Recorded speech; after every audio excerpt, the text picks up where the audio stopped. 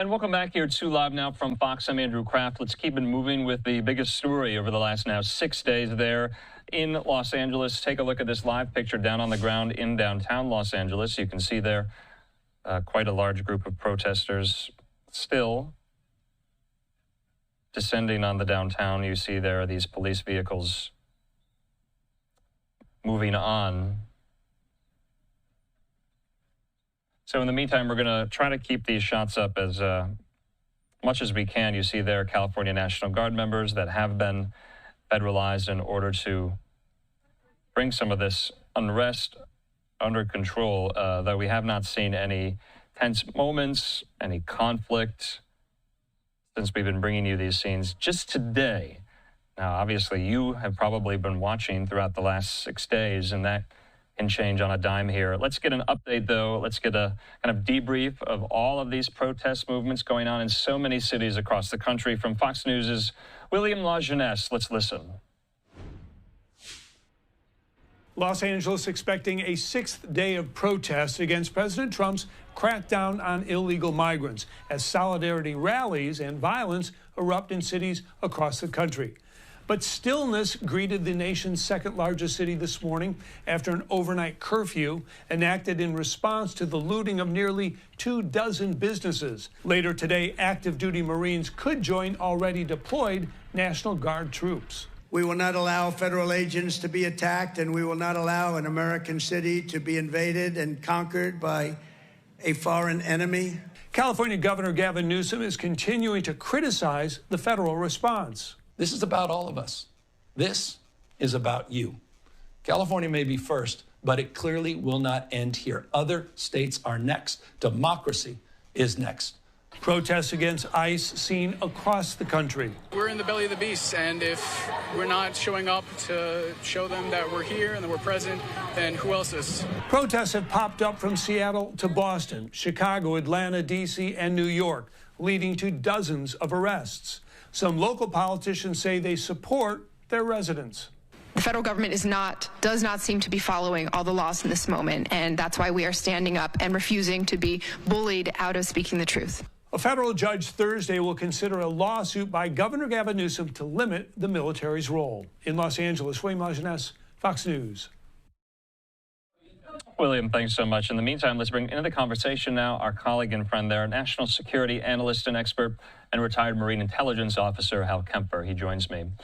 Hal, thanks for being with us. I know you're traveling, but we had to get you on for a second night in a row here as we continue to look at these live images there in downtown Los Angeles. Hal, we have to acknowledge this. I'm sure you've acknowledged it. The Marines not on ground yet. What do you make of that? Well, what I understand is they're just outside of Los Angeles. They're undergoing training and preparation in order to go into the city.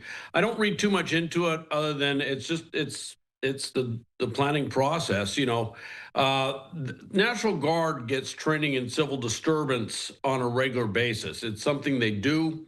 Usually they do it in state active duty status, working under the governor. In that regard, they are not held under posse comitatus, that federal law that says the military can't do law enforcement. In this case, they're federalized. Doesn't mean they didn't get the training in civil disturbance. Marines, on the other hand, this is an unusual training set, if you will. It's not that Marines have not been trained in civil disturbance. I know for a fact Marines have been trained in this many times, and they've been trained it for here in the U.S. and overseas. But it's just not part of the regular training curriculum. So what they did is they brought them in.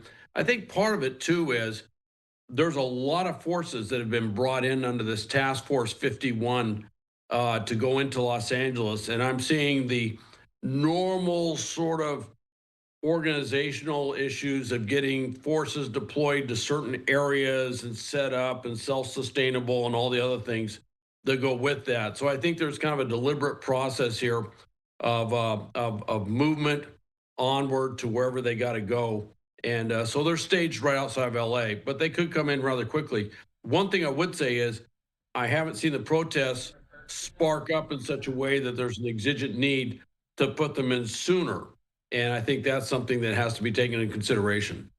So this was posted about under an hour ago that according to the LAPD, the Central Division there, 3 separate demonstrations occurring at this hour, and they say to expect delays at some of these intersections and street corners here. You see there Temple and First Street, Temple and Aliso, and First Street from Main Street there.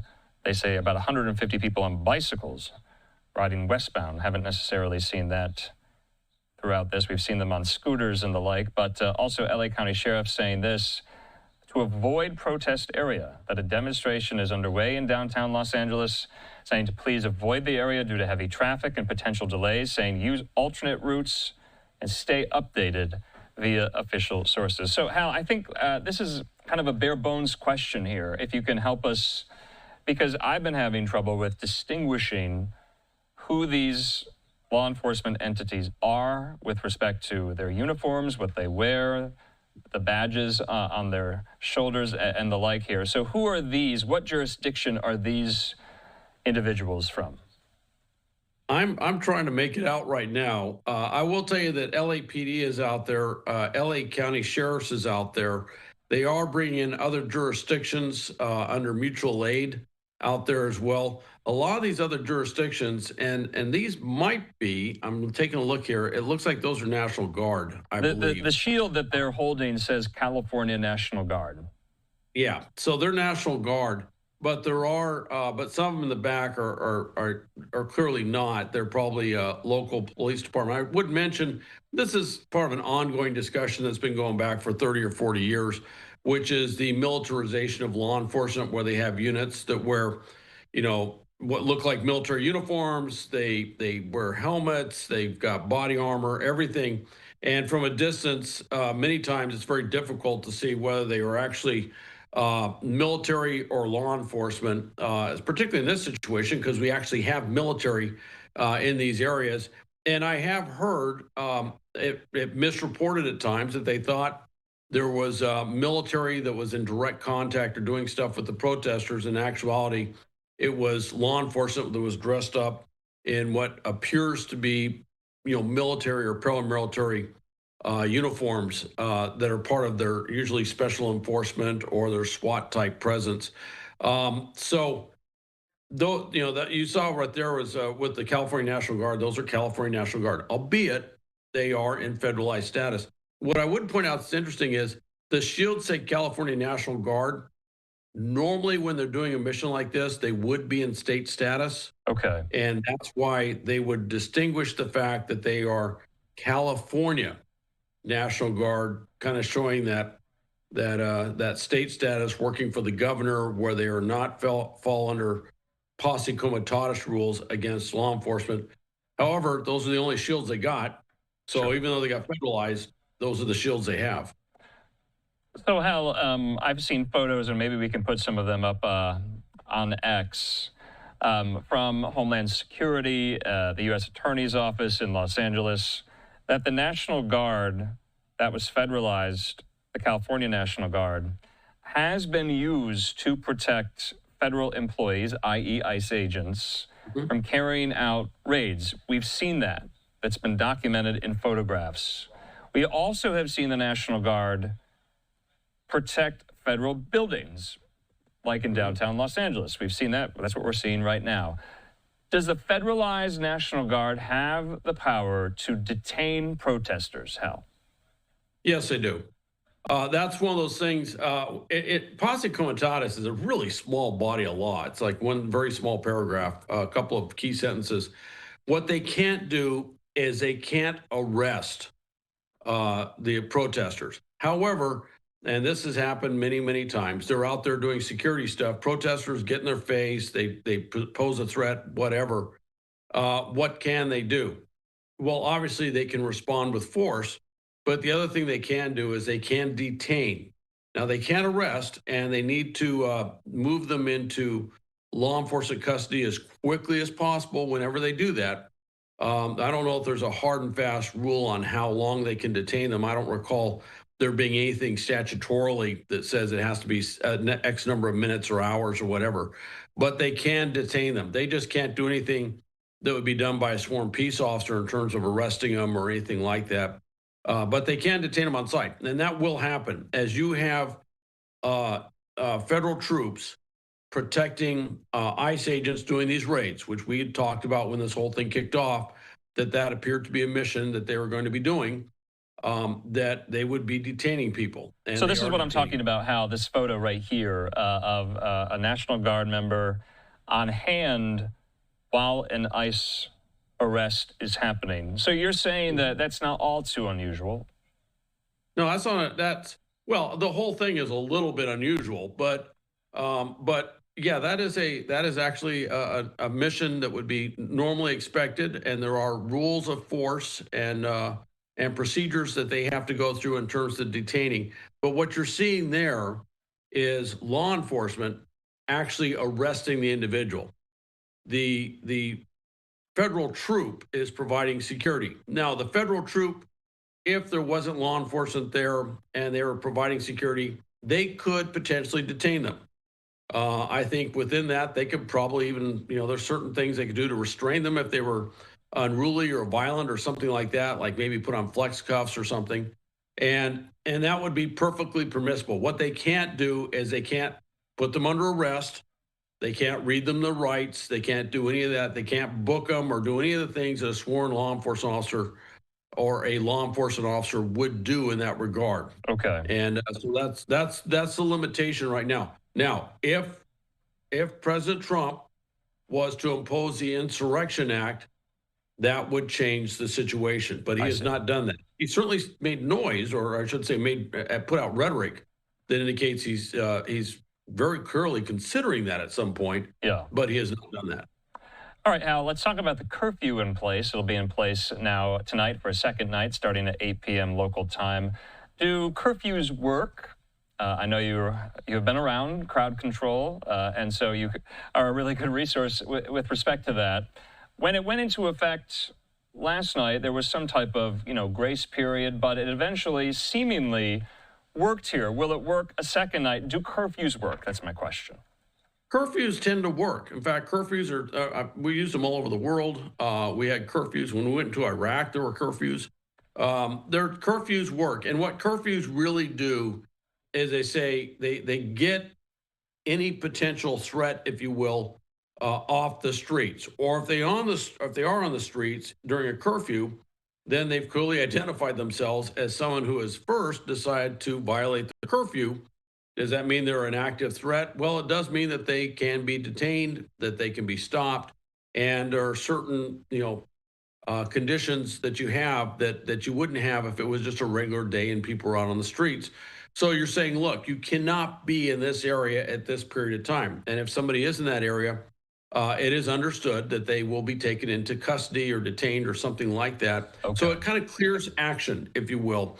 It really, it helps law enforcement across the board basically control an area in a way that they couldn't control it if there wasn't a curfew in place. So if the clock strikes 8:01 in Los Angeles tonight, and there are protesters still out there liable to be arrested, to be detained, that's what you're saying? They could be. They could be. I'm sure they just go up and they say, hey, it's 8:01. You need to get out of here.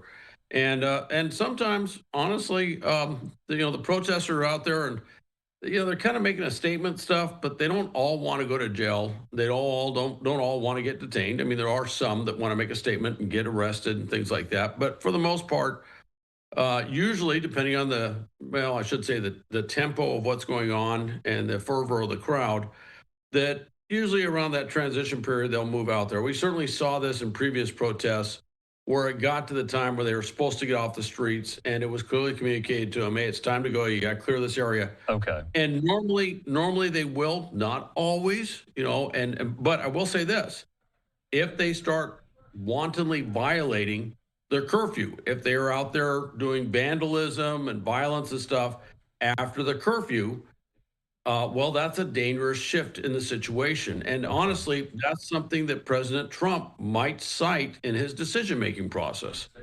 I want to put up this post by our colleague at Fox 11, reporter Matthew Seedorf, saying this: more than 220 people were arrested in downtown Los Angeles Tuesday. That's yesterday. This includes a person accused of pointing a laser at an LAPD helicopter, one assault with a deadly weapon on a police officer, and 3 people illegally in possession of firearms. Hal, what do you make of that? 3 people who were detained, who were arrested. they had guns on them during this protest. How does that happen? All three of the things that they pointed out there are very serious. Obviously, Okay. the firearms jumps out, but I would say assault with a deadly weapon. Look, a brick can be a very deadly weapon. A metal pole can be a deadly weapon. Incredible mayhem can be caused by that. But I want to point out one that doesn't get enough attention. That laser at a helicopter. That right there is a felony. If they laze a helicopter, they can dazzle, which means blind or temporarily blind the pilots in a helicopter. You could imagine the potential hazard that poses if the pilots of the helicopter can't see when they're flying in an urban area with tall buildings trying to do stuff. That is a very serious crime, and so all three of those things are very serious crimes, and hopefully putting that out there will quell that kind of stuff. But it also Okay. says another thing too. They're looking actively, and they should be. They're looking actively to find out if anybody in the crowd is carrying a firearm, and it's good that they were able to do that. Yeah. And hopefully that will deter anyone else from doing something really as dangerous and just plainly stupid as going to a protest with a firearm. So, Hal, I'm not entirely sure if this next question is the right question to ask you, but I'm going to ask it anyway because it's becoming a frequent topic of conversation, especially on Capitol Hill, from Republican lawmakers especially, whether or not these protests are so organized that they are paid for by certain activist groups here.